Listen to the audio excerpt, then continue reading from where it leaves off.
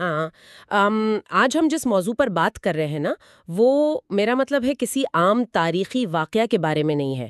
یعنی اگر ہم سوچیں کہ تاریخ کے سب سے بڑے معاشی اور سماجی بحران کا حل کس نے نکالا، تو عام طور پر ذہن میں آتا ہے کہ کوئی بڑا ماہر معاشیت ہوگا، یا کوئی طاقتور وزیر یا جرنیل ہوگا۔ ہاں بالکل، لوگ یہی سمجھتے ہیں۔ صحیح۔ لیکن ایک ایسی قدیم سلطنت جو بظاہر ناقابل تسخیر لگتی تھی، وہ جب پوری طرح مفلوج ہو گئی تو اس کی بقا کا راستہ وہاں سے نہیں نکلا، بلکہ ایک ایسی تاریخ کوٹری سے برآمد ہوا جہاں ایک شخص کو معاشرے نے فراموش کر کے موت کے حوالے کر دیا تھا۔ یہ ایک بہت ہی طاقتور منظر کشی ہے جو آپ کر رہی ہیں۔ شکریہ۔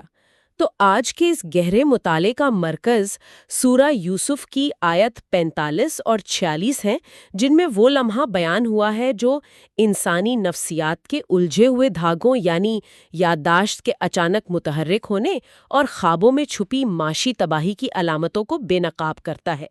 ہمارا مقصد اس گفتگو میں ان میکانزمز کو سمجھنا ہے جو بتاتے ہیں کہ اقتدار، علم اور انسانی ذہن اصل میں کیسے کام کرتے ہیں۔ اور دیکھیں نا، یہ ایک بہترین نقطہ آغاز ہے۔ عام طور پر جب بھی ہم ان آیت کو پڑھتے ہیں تو لوگ اسے بس ایک خواب اور اس کی تعبیر کے سیدھے سادے قصے کے طور پر دیکھتے ہیں۔ ہاں، بالکل ایک کہانی کی طرح۔ صحیح، لیکن حقیقت اس سے کہیں زیادہ پیچیدہ ہے۔ میرا ماننا ہے کہ یہ دراصل اقتدار کی بے بسی اور انسانی یادداشت کے اس پر اسرار طریقے کا مطالعہ ہے جو ایک خاص وقت پر، یعنی کسی خاص محرک کے تحت اچانک جاگتی ہے۔ اچانک جاگتی ہے مطلب جیسے کوئی جھٹکا لگا ہو؟ بالکل۔ آپ سوچیں، شاہی دربار جو کہ اس وقت کی معلوم دنیا کا سب سے بڑا تھنک ٹینک تھا، وہ ایک خواب کے آگے ریت کی دیوار ثابت ہوا۔ اور یہیں سے اس واقعے کا وہ پہلو سامنے آتا ہے جو نفسیات کی دنیا کا ایک بہت بڑا راز ہے۔ اچھا، اور وہ راز دراصل اس ایک جملے میں قید ہے جس سے آیات 45 کا آغاز ہوتا ہے، وَذَكَرَ بَعْدَ أُمَّةٍ، یعنی ان دو قیدیوں میں سے جو شخص بچ گیا تھا اور جو بعد میں بادشاہ کا ساقی بن چکا تھا، وہ ایک طویل مدت کے بعد اچانک چونک اٹھا اور اسے یاد آ گیا۔ ہاں، وَذَكَرَ، اچانک یاد آنا۔ یعنی انسانی ذہن کی اس سختی پر اگر میں غور کروں تو یہ بات مجھے حیران کرتی ہے۔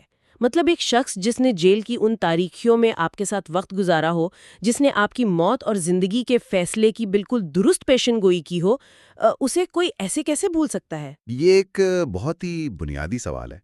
عام طور پر لگتا ہے کہ شاید وہ اپنی نئی زندگی میں بہت مصروف ہو گیا ہوگا۔ بالکل، لوگ مصروف ہو ہی جاتے ہیں، لیکن میں سوچ رہی تھی کہ اگر ہم اس سے تھوڑا ڈیپلی دیکھیں تو انسانی ذہن ایک جدید کمپیوٹر کی طرح کام کرتا لگتا ہے۔ اچھا، وہ کیسے؟ دیکھیں، روزمرہ کے کاموں اور آسائشوں کے لیے کچھ یادیں ہماری عارضی میموری یعنی ریم میں رہتی ہیں، جبکہ جو تکلیف دہ یا غیر ضروری سمجھی جانے والی یادیں ہوتی ہیں انہیں ہمارا ذہن ڈیپ سٹوریج میں ڈھکیل دیتا ہے۔ زبردست! یہ تشبیہ اس عمل کو سمجھنے کے لیے واقعی انتہائی موضوع ہے۔ نفسیات میں ہم جسے سپریسڈ میموری یا دبائی گئی یادداشت کہتے ہیں، یہ اس کا ایک کلاسک کیس ہے۔ تو کیا سچ میں انسانی ذہن جان بوجھ کر ایسی چیزوں کو دباتا ہے؟ ہاں بالکل۔ دیکھیں، جب انسان کسی بڑی تکلیف یا صدمے سے نکلتا ہے، جسے موت کی کوٹری سے نکل کر اچانک بے پناہ آسائشوں اور اقتدار کے قریب آ جانا، تو اس کا ذہن شعوری یا لاشعوری طور پر اس تاریک دور کی ہر یاد کو مٹانے کی کوشش کرتا ہے۔ یوسف کا خیال ہی اسے اس قید خانے کی یاد دلاتا تھا۔ اوہ اچھا، تو اس لیے اس کے ذہن نے اس یاد کو ہی دفن کر دیا تاکہ تکلیف نہ ہو۔ صحیح کہا آپ نے۔ اور یہاں الفاظ پر غور کریں۔ عربی میں امتن کا لفظ عام طور پر کسی قوم یا گروہ کے لیے استعمال ہوتا ہے۔ ہاں، امہ کا تو یہی مطلب ہوتا ہے۔ لیکن یہاں اس کا مطلب ایک طویل مدت ہے۔ یہ بتاتا ہے کہ وقت کا وہ وقفہ اتنا طویل اور اتنا بھاری تھا کہ وہ ایک پوری نسل یا ایک پوری قوم کی زندگی کے برابر محسوس ہوتا تھا۔ باپ رے، اتنا لمبا عرصہ! تو پھر اچانک یہ ڈیپ سٹوریج والی فائل کھلی کیسے؟ کیا صرف بادشاہ کے خواب نے یہ سب کیا؟ دیکھیں، وہاں ایک وجودی بحران یعنی ایگزسٹینشل کرائسس پیدا ہوتا ہے۔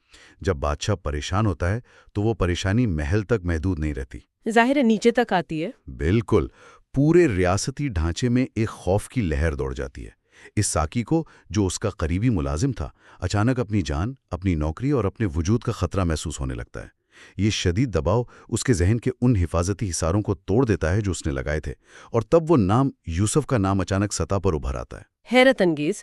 اور جب وہ یاد سطح پر آتی ہے تو میں نے نوٹ کیا کہ اس شخص کا رد عمل کسی تذبذب کا شکار نہیں ہوتا۔ ہاں، وہ بالکل کلیئر ہوتا ہے۔ یعنی وہ دربار میں کھڑا ہو کر یہ نہیں کہتا کہ بادشاہ سلامت، شاید میرا ایک جاننے والا ہے جو شاید تھوڑی مدد کر سکے۔ نہیں، وہ پورے دعوے سے کہتا ہے انا انبئکم بتأویلہ فارسلون، یعنی میں تمہیں اس کی تعبیر بتاؤں گا، بس مجھے وہاں بھیج دو۔ بالکل۔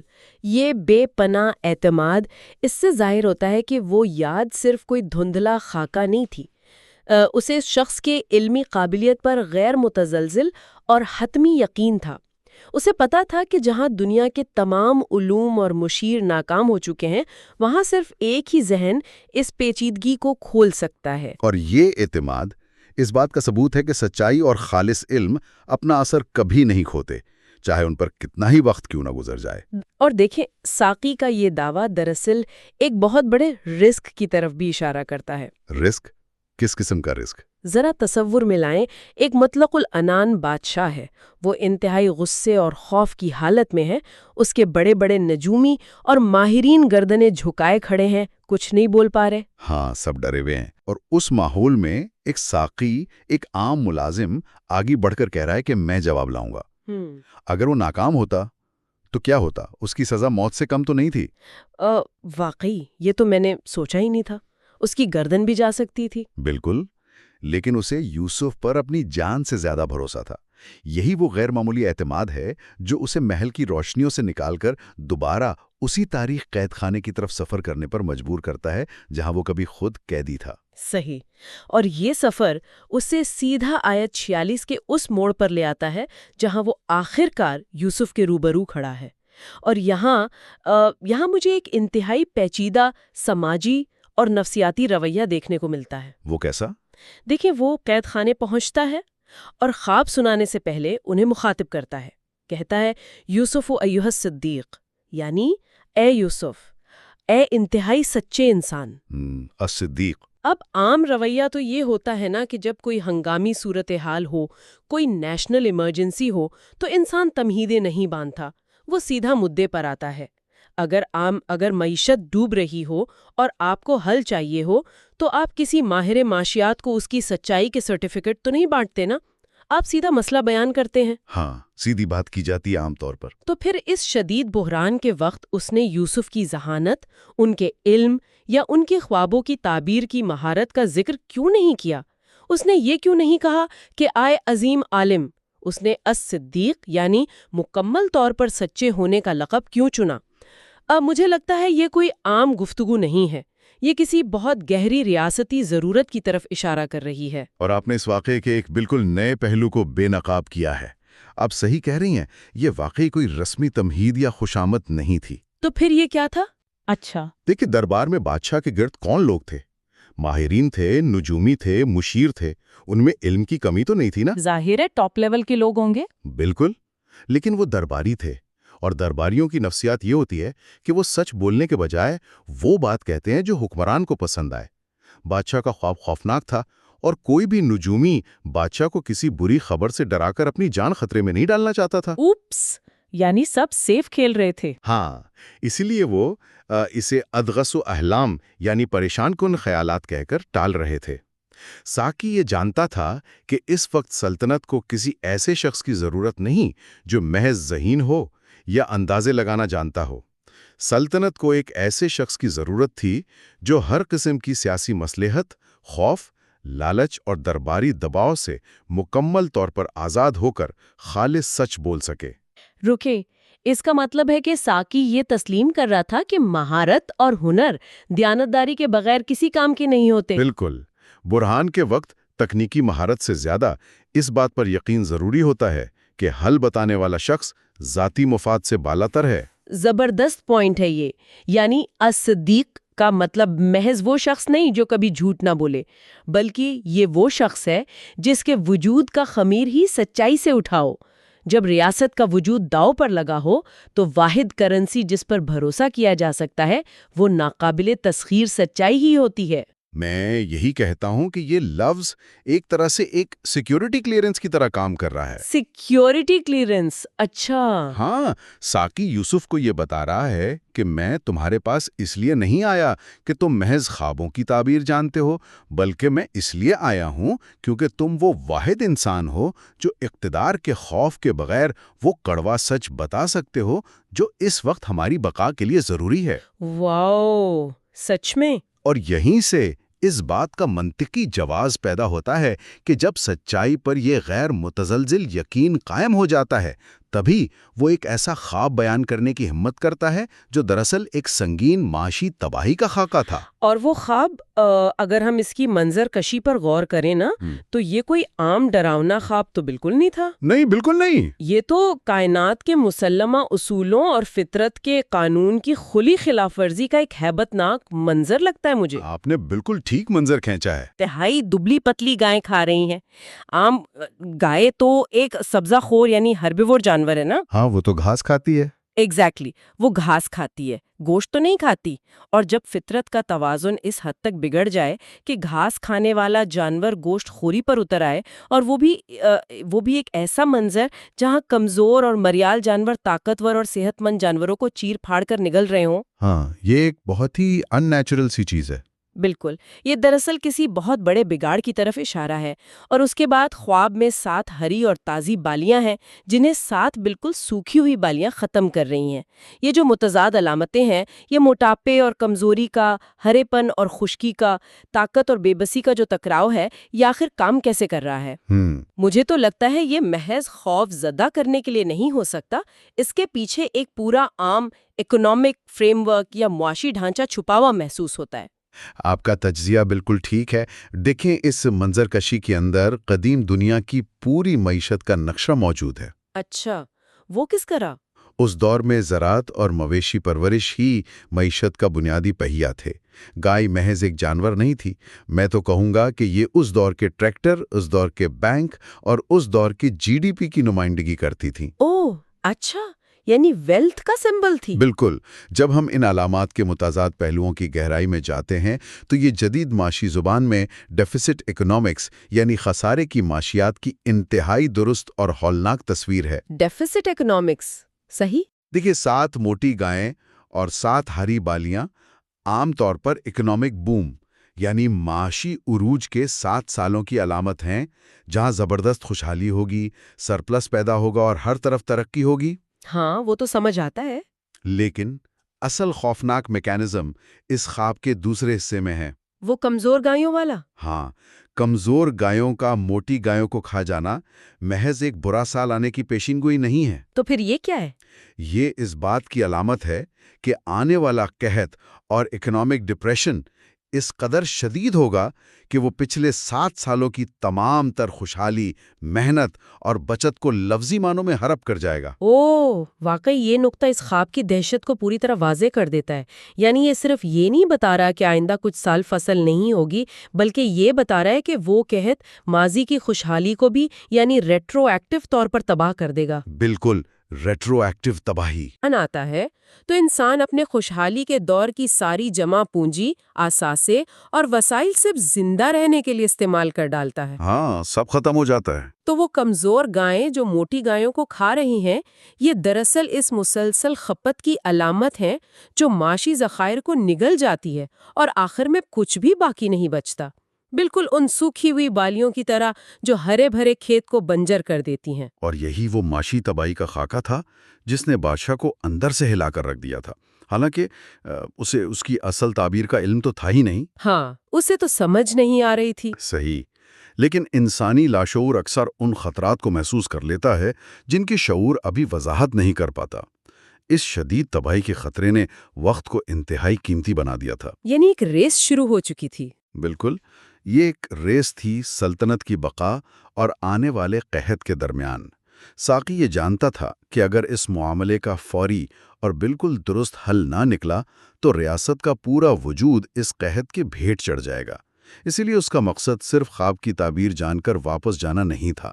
اور یہ بات ہمیں براہ راست آیات 46 کے اس آخری اور انتہائی فکر انگیز حصے کی طرف لے جاتی ہے، جہاں ساقی خواب سنانے کے بعد اپنی حتمی نیت بیان کرتا ہے۔ عام وہ کیا کہتا ہے وہاں؟ وہ کہتا ہے لَعَلِّ أَرْجِعُ إِلَى النَّاسِ لَعَلَّهُمْ يَعْلَمُونَ، یعنی تاکہ میں لوگوں کی طرف لوٹ کر جاؤں، شاید کہ وہ جان لیں۔